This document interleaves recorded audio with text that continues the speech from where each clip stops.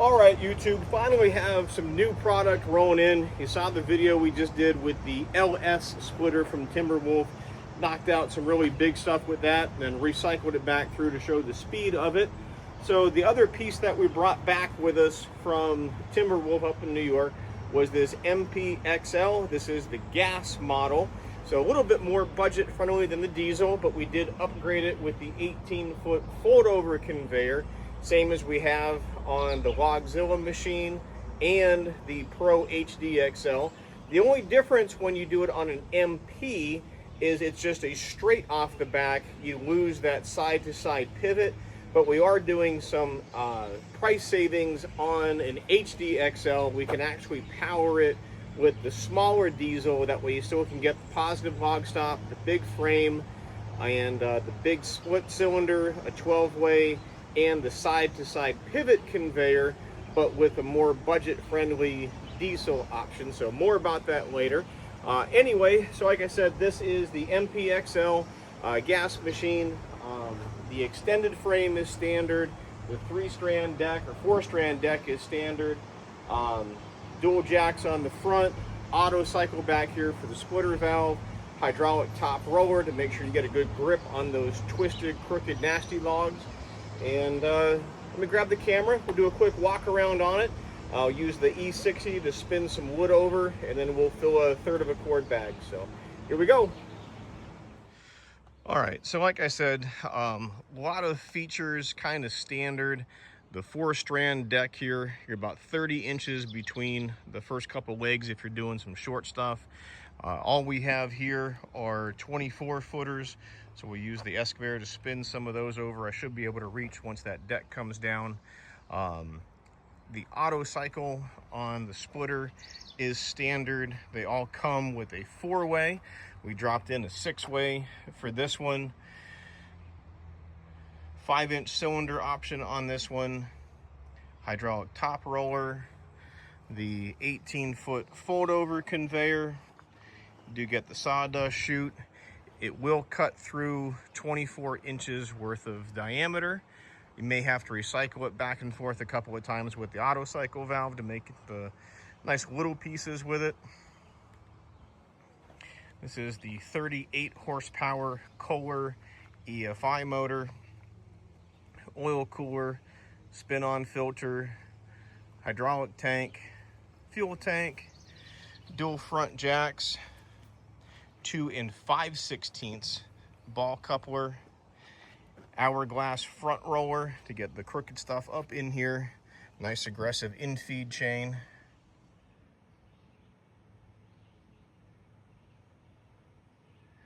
Oh, the strap hanging down there in the trough.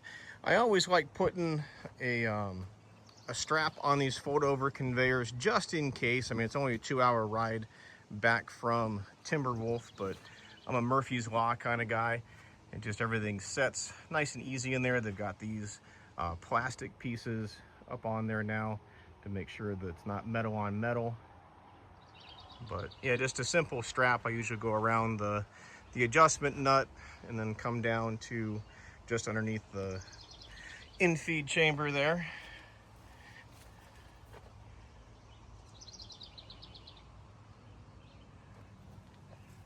And whenever you do get these in new from us, if you're not picking them up here at the wood yard, I always put the key around the oil stick, dipstick there, just to make sure that you're checking the oil for that first important startup. The log deck does fold over the in-feed trough to keep the height down a little bit. Nice big oversized cylinder here for the deck. Slightly overkill, I think, but you know. Bar oil here. You do get your bar oil adjustment there right on top of the electric pump. Nice hot day like today, I don't think we're gonna have to open it up too awful much. So we get our live deck here on the right, the fold over conveyor piece on the left. Conveyor drive is on the right, conveyor up and down is on the left. And all of our splitter processor controls there. All right, let's get this opened up and we'll start making little pieces out of big pieces.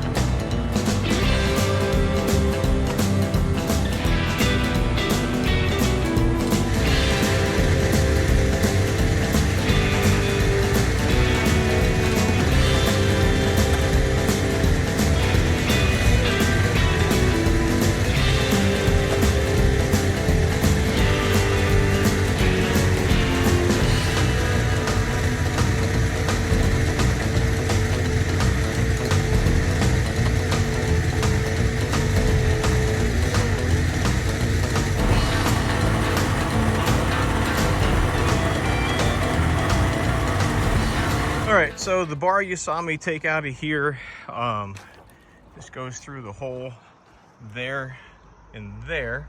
And what that does, it keeps the conveyor from dropping down inside the splitter chamber while you're in transport mode. I always like to hang it right here off the hydraulic hose for the conveyor, just because I like keeping it close. That way when I go to fold everything up, I'm not looking for things. Lots of different holes here for getting the height that you want. You can kind of set these angles, and then down here in the leg itself, there's another bunch of holes to choose from. Here's the splitter trough, all opened up with 6-way in it. Again, smaller hourglass kind of back here on the infeed side, that hydraulic top roller. Big 24-inch cut diameter on this one. That is an 84 driver link 404 harvester size chain. I like to spin this 90 degrees. This is the arm that holds the live deck in place, just in case anything gets squirrely. It kind of protects the filter, the cooler, and the front of the engine from getting damaged if anything goes over the top, which it shouldn't. It would really have to get squirrely for that to happen. Again, adjustable jacks here in the front. I like to try to square everything up and run things as level as possible. And again, with the live deck here, keeping it level, you definitely don't want it tipped towards the infeed. Then you get like a double feed out of it, but you don't want it tipped towards the legs, because then it could roll off. I haven't had that happen yet, but again, I try to set everything up as level as possible.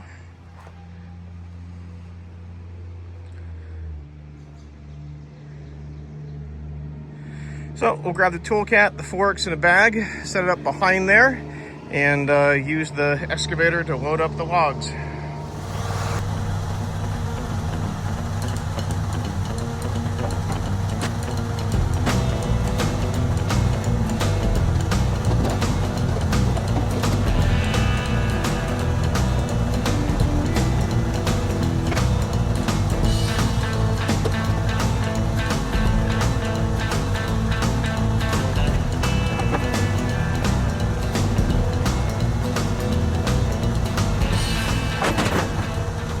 Well, I thought the log deck was going to come down closer to the pile. A little bit of a stretch there on that long arm still, but usually it's about 3 logs per third of a cord. So when you toss these on, you got to make sure everything is past the vertical mast so you can get in there for rolling them in. Got our bag all set up there, and drop the camera back into the tripod. We'll run these through until that bag is full.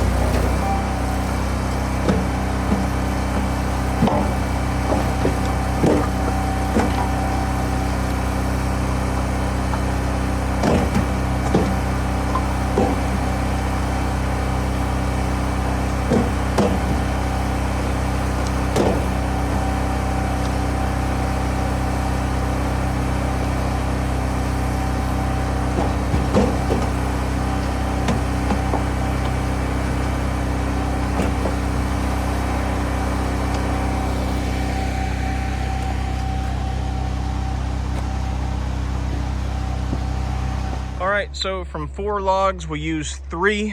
There was 2 cuts left in the last one there. I just ran that and threw the pieces to the side.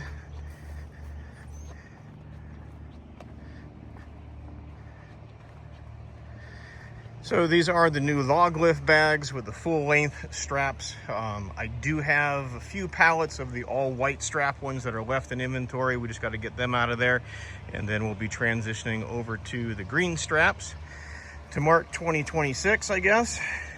So I did fuss a couple of pieces down in the corners to make sure, you know, the volume is good. One thing I do like about having these on the forks, you can pick it up and drop it a couple of times to really pack everything in there, especially if you're going to be transporting. But you know, the bag racks work pretty well too. So just another way of doing it. If you were going to be doing this with the forks all the time, if you get like a big magnet and stick it on the back of the pallet fork and then have a string with a weight to come down, it's about 70 to 72 inches from level ground to the top of the fork there to get the right distance for hanging the bags. What you want is a good tight side, but not where the bottom of the bag is off the ground, because then it'll round out and get kind of wobbly on the pallet. But there you go, folks.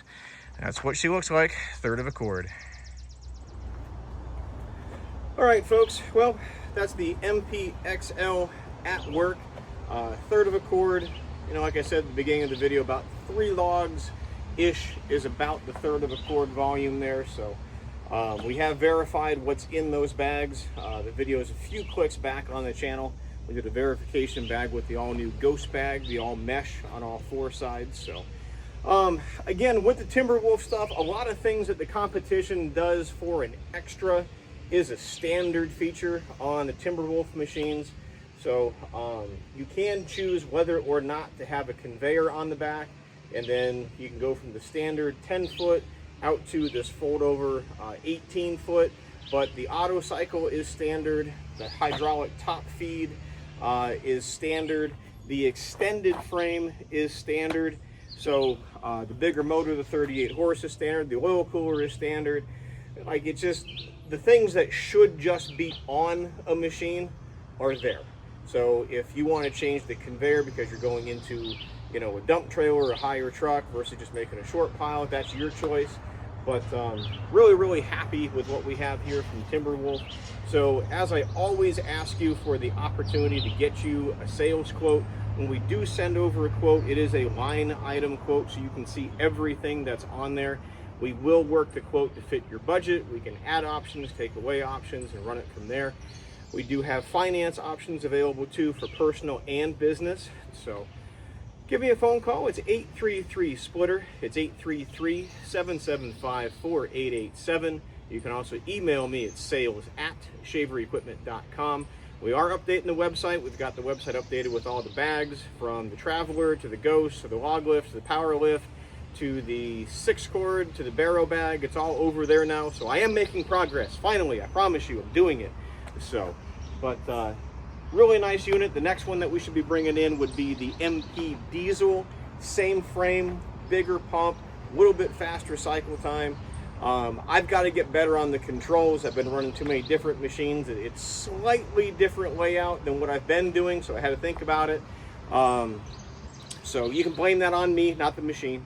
But if we can earn your business, would love to hear from you. If you have any questions, definitely give us a phone call, because like I said, I use all of these pieces and have a really good working knowledge of it. We've been in business now for 11 years, and would love to talk to you in person, answer some questions, work up a sales quote.